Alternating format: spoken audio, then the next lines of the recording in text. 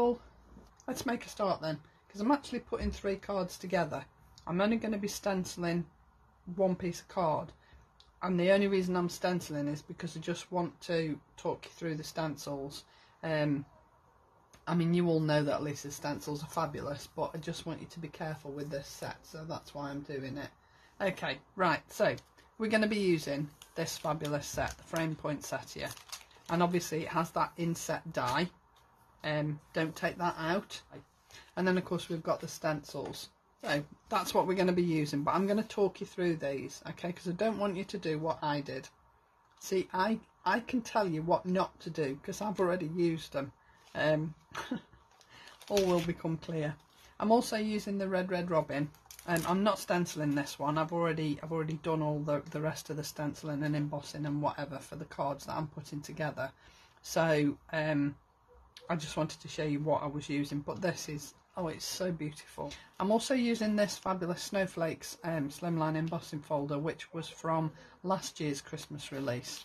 But again, I just wanted to show you how beautifully everything of Lisa's always works together, always. So it doesn't matter how old it is, it's always going to work with the latest product as well.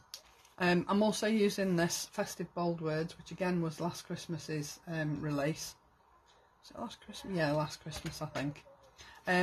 I'm also using one of the fabulous alphabets. I'm using the C, obviously for Christmas. But I just thought it would be something a little bit different. So I've used that C and I've adapted one of these to go with it. Okay, all will become clear. So obviously the layering stencils as well that I've used. And then I've used the nested and scallop plain circles as well as a base for one of my cards. Okay. So, you all know that Lisa's stencils are always numbered, alright? Now, when I first got these, I looked in the usual place for the number and I thought, oh, perhaps she hasn't bothered with this one because there's only 3. And I just went ahead and used them. And I didn't use them right, I used them the wrong way. So when I came to emboss it, it wouldn't work. So, don't do that. Take a little bit of time and look for the numbers, but you see, I can tell you where the numbers are, so it just says you don't do what I did. So number 1 is in the centre at the top of this one. Number 2 is right over here within the holes for the peg system, okay, and number 3 again is along the top here. And this really, it's only primarily because of the way the stencils work. You know, they go right to the edge, so there really wasn't anywhere else that she could have put the number on this one, so that's why it's in that little border there. And again with number 3, it's just a case of putting the number where it's not going to interfere with any of the little apertures. So, you know, just take a little bit of time and write your numbers on, especially with this set. I know I say that for every set, but really and truly for this set I would highly recommend it, definitely. Right, so I've got my card. I'm using number 1. Number 1's the easiest stencil you will have ever used, okay? And this is just going to put the centres into the middle of those poinsettias. So I'm just going to go in with my a juicy pineapple. Love this yellow. Now don't worry about going over the edge, because this one is right on the edge, because you're going to cut it anyway, so please don't worry. So we'll just go through and I'm doing them quite deep because I'm going to come on number 3. There's an extra little bit of detail which I'm going to go in and put in orange, the early sunrise, so I want these to be quite deep. Okay, so that's my first layer. How quick was that? Number 1. Now then, number 2. For me, and this is my own personal opinion, you do exactly what you think is going to work best for you, alright? This is it's very flimsy. You can see here, these pieces of mylar here are very thin, okay? And when you're brushing with your wonder brushes or whatever brushes you're using, you do run the risk of lifting some of those. And once you lift them, you'll lose that white line that they're going to put in. Alright, so what I would recommend is taping it down. Now I had got 3 pieces of tape, but I can't get one of them off, so I'm going to have to do another one. And you've got a little bit of a border here all the way round that you can add your tape to. And as I say, this is purely and simply the best way that I found to do it. Okay, so you don't have to tape it down, not at all. It's entirely up to you. If you can manage, then do that. So my extra bit of tape is going down here, and what you will find now is that this won't move at all. Okay, so if you want to, tape it down. If you don't want to, you don't have to. Now I'm doing these in blues. Okay, I have done traditional poinsettia colours on one of my cards, and I'll show you that in a second, but I wanted to do this one in blue because my third card is also done in blue. So I'm going to use Surf's Up, and I'm going to put one layer down, and again, all I would say is be a little bit patient with this. Lisa's stencils always give fabulous images, don't they? But because this is really delicate, it's just going to take you a little bit of extra time to ink that stencil. All right, don't rush it, because if you rush it, you risk just lifting these. And like I say, once you've lifted them and you've moved that piece of mylar, then you're going to lose that white line. So be a little bit patient and go gentle. Don't go, like a bull at a gate. Don't want to do that. But by taping it down, you just remove that extra risk of it lifting, because if you catch the mylar and it lifts that stencil, by the time you've realised, it's too late and you might have already ruined it. I say ruined, I don't mean ruined, because you can always rescue stuff, can't you? You know, it's not a case of, oh, I'm going to chuck that away now, because you don't really need to. But see, it's still reasonably quick, and I'm not sort of not being overly delicate with this. I'm still sort of brushing into a stencil like I would normally brush, but because I've taped it down, it's just not going to lift as easily. Okay, so I've done my Surf's Up. Now I like Surf's Up, you know it's one of my favourite colours. However, for me it's just a little bit too blue. It's really bright and vibrant. So what I thought I would do is go over the top with the Deep Ocean. Alright, now this is just going to soften that brightness, but because this is a darker blue, it's not going to dull it down too much, because the brightness of this blue is going to lift this blue. Okay, so that's my second layer. I'm just going to peel this off here. I'm going to just peel it back and hold the stencil down in one place so that I don't lift that card and I don't make a mess and don't move it. Okay, I'll pick that up off the floor in a minute. So now I can lift my stencil out of the way. I love this, I love it. It's so gorgeous, this stencil. It's just beautiful. Now then, I'm going to come in and do my veins on my leaves. I ummed and ahed as to what colour to use, and I did think about using either Sweet Violet or the Spiced Plum, and I thought, do you know what, that's going to introduce another colour that I don't really want to do, because at the moment I've got blue and yellow and I'm happy with that. So what I thought I would do, good grief, is going with cobblestones instead. Is that annoying? Do you want me to shut the window? Because I will, just say. We'll just keep an eye on your comments for a while. You know, I'm not going to use a wonder brush. Look what came today. I've got the chunky.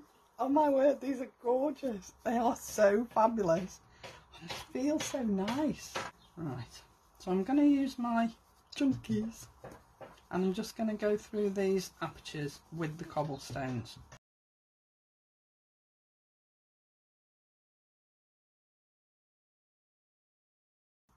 So let's have another look.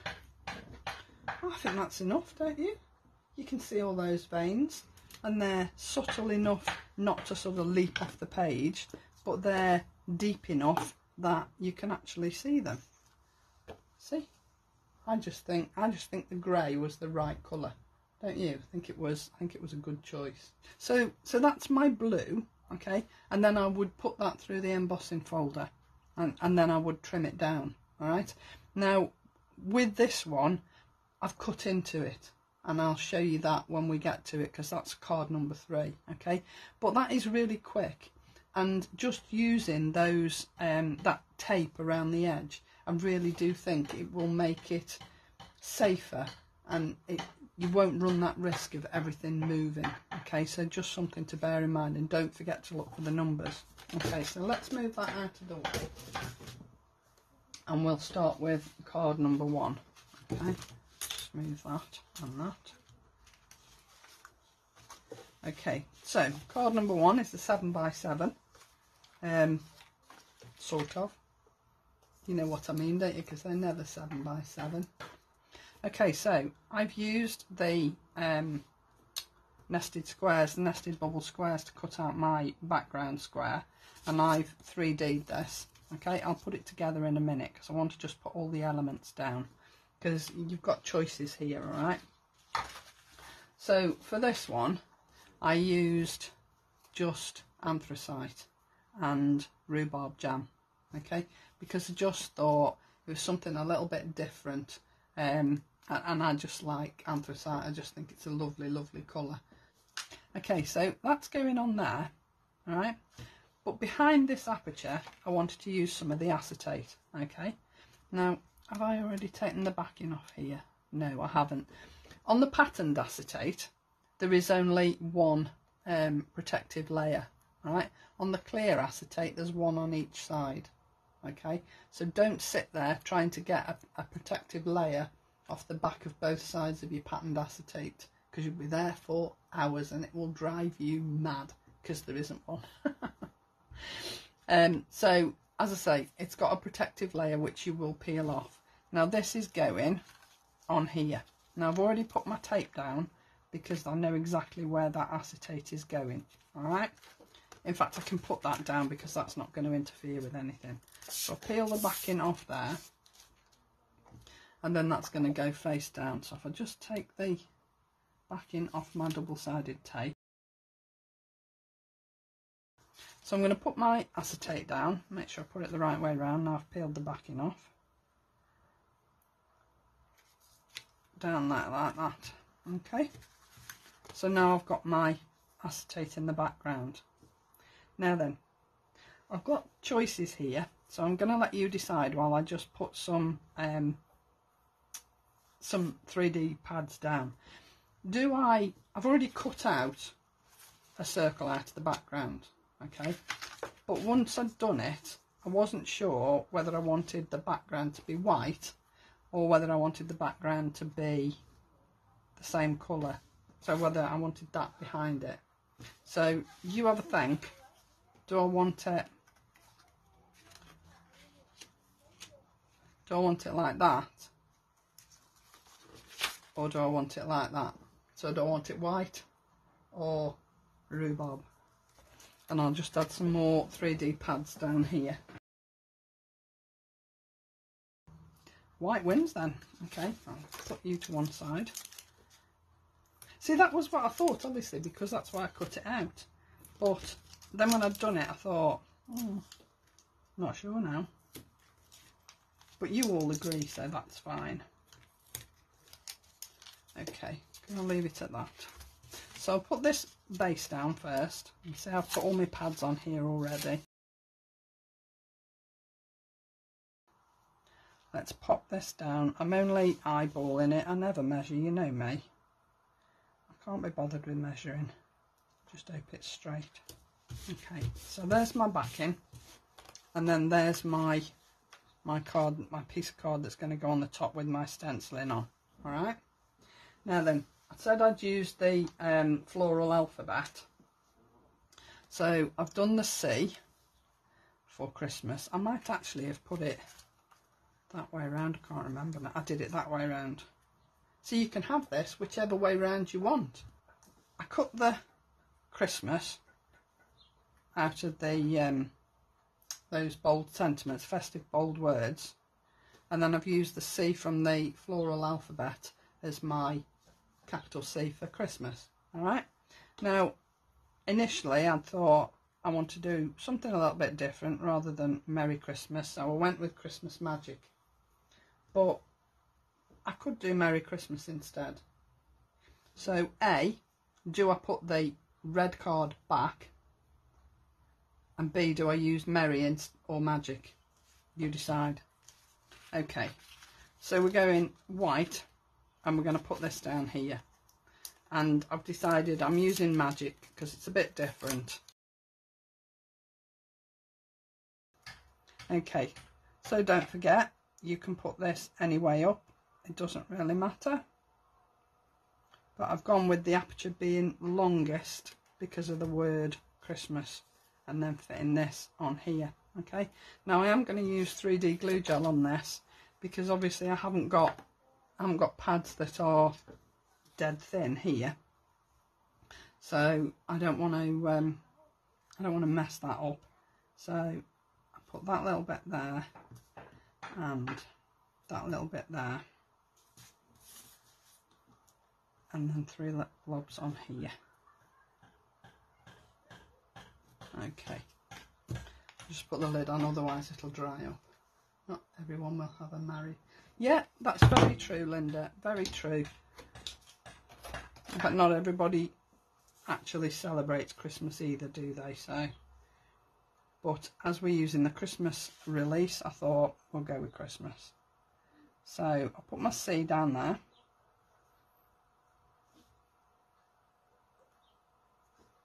Now I am putting the word flat because I think trying to 3D the word will be too much. And the way I've positioned this is so that the foot of the C comes up between the R and the I.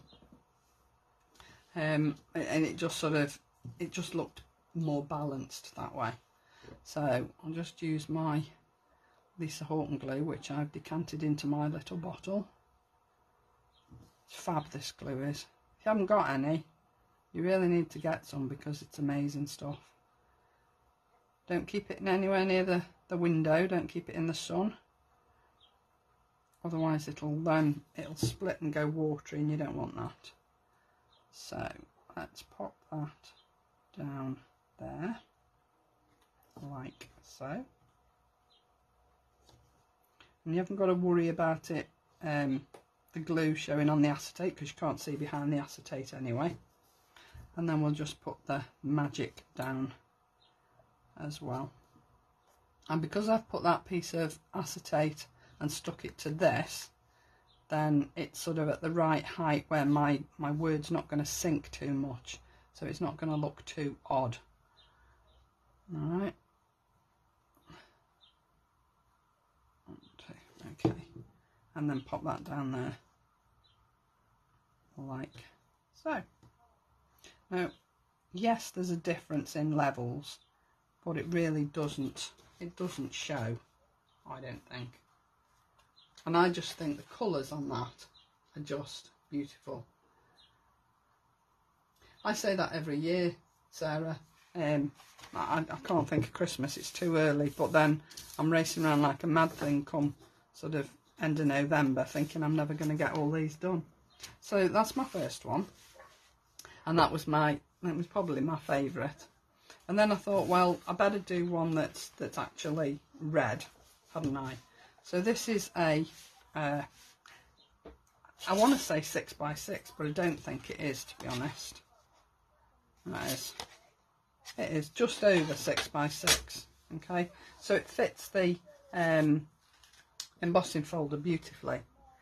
Now I've already put my pads on the back and I've already put my acetate on the back because I knew I was going to show you how I was doing it on the first one. Okay, so I've already put my pads on and this is just going down here.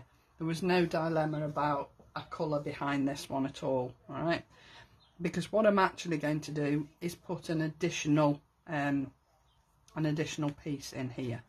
So, and you can see I've used Strawberry Sundae and I've used Sweet Violet here, and again the Juicy Pineapple and Early Sunrise on the centres of the flowers. So I decided not to put any backing with this one. I haven't matte and layered it at all. I just wanted this one to sit on its own. So I'm popping that down there, and then I wanted to add something a little bit different in the middle. So what I did was I did just the robin and the poinsettia from the robin set. So if you look at the robin set on here, I've just done this bit and this bit, okay, and I've cut it out with the die, and then I've fussy cut all those bits out so that I'm just left with this. Now obviously he hasn't got a full tail, has he? Because on here his tail is hidden by some of these leaves. That's easy to get round. Okay, so my robin is going in here, and again I haven't got to worry about glue showing through my acetate because you can't see behind the acetate, and that's just going to sit in there. So all I'm going to do is, oh, I've put tape on it. I've already prepared it with some double-sided tape. Okay, so my robin is going behind my poinsettia, and you'll see I've used exactly the same colours for the flower on this one as I've used on the rest, so that it just looks like he's just sat behind the rest of the card. I just think that blends in really nicely with the background. And then I thought, well, I just want a simple sentiment. I don't want anything too big for this. So again, I've done the same sort of thing as I did here, and I've just used Sweet Violet and Strawberry Sundae, and again done some ombre inking on a piece of card, and then cut it out. But because it's similar colours, it didn't stand out enough, so I've cut the word again in black, and I've just backed it in black, so that it stands out a little bit more. Now I've just got to decide where I'm going to put it. That was where I started originally, so I'm going to stick with that. So let's just pop this down here, and again, because I've chosen the same colours, it's going to just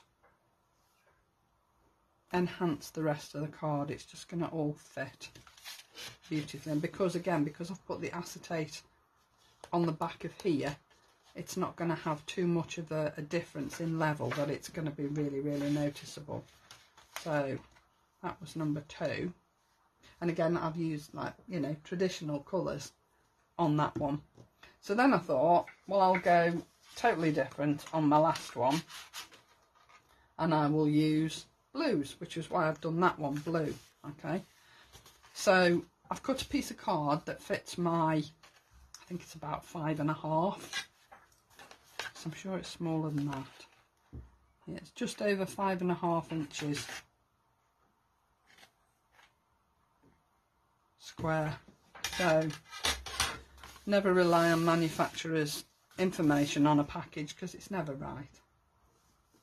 So I've put this through that Snowflake embossing folder. Now obviously it's a slimline embossing folder, so it's only done half of it, but I'm not worried about that because I'm going to put something up the top here that means you won't see this bit. And all I did extra was I just used some of Lisa's wax patina in the brush silver, and I've just gone over the top of the snowflakes. And I know it's gone over onto the card, but I'm really not worried about that at all. So here are my 2 pieces of my blue, like I did on this one here. Okay, now you can see that that bit is that bit and this bit is the other bit. Okay, and I'm going to use them on top of one another, not completely, but just on top of one another. So I'm putting this first one down here like so, and then this one will go above it, so that you've got sort of like a curtain effect, if you like. Okay, just for something a little bit different.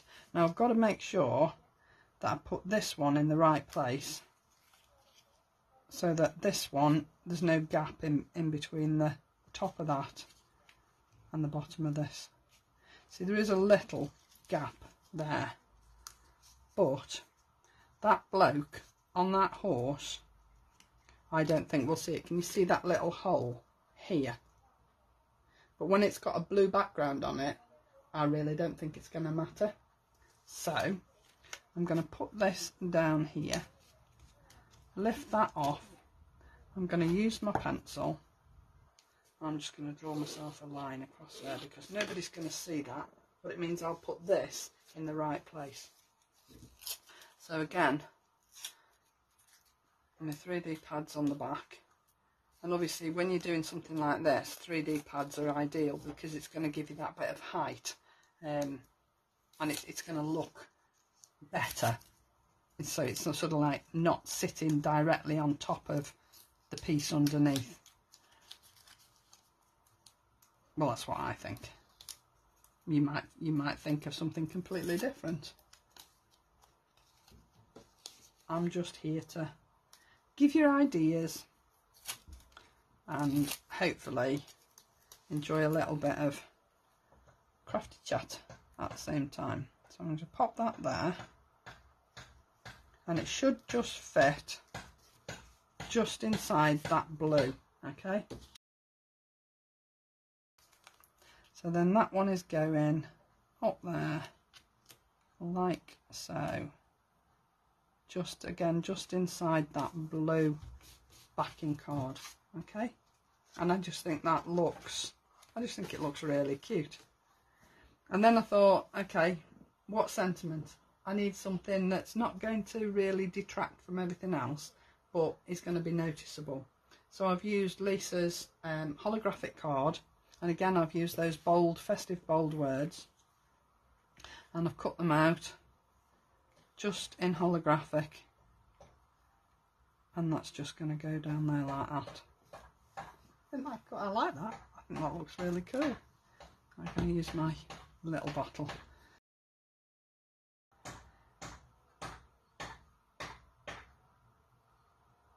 Okay, I'll just put my glue on there and just hold it down just for a couple of seconds, because obviously this is an uneven surface that you're sticking these words to because of the embossing.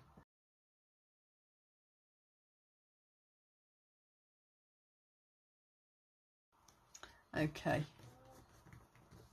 so there you go. 3 cards, all done with the same set, totally different colours. They look totally different, don't they?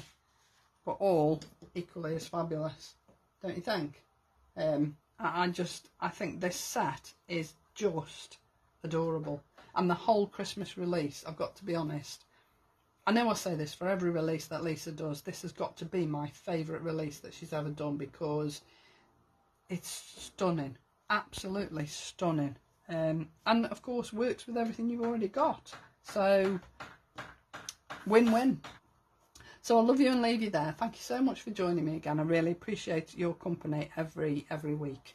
So have a fabulous weekend, and I'll see you all soon. Take care now. Bye.